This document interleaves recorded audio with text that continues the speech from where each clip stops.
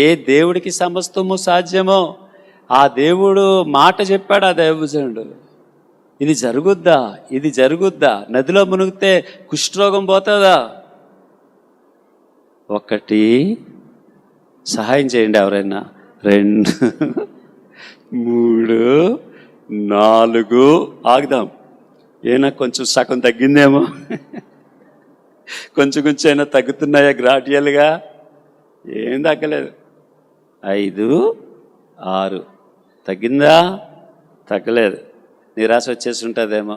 6 సార్లు మునిగా కొంచెం అన్నా తగ్గలేదు. సరే, ఈ ఊపిరి బిగబట్టేసి ఉంటారు అందరూ. ఫైనల్గా పైకి లేచేసరికి పసిపిల్లవాని వంటి చర్మం వచ్చేసింది. అందరూ చెప్పండి, దేవుడికి సమస్తము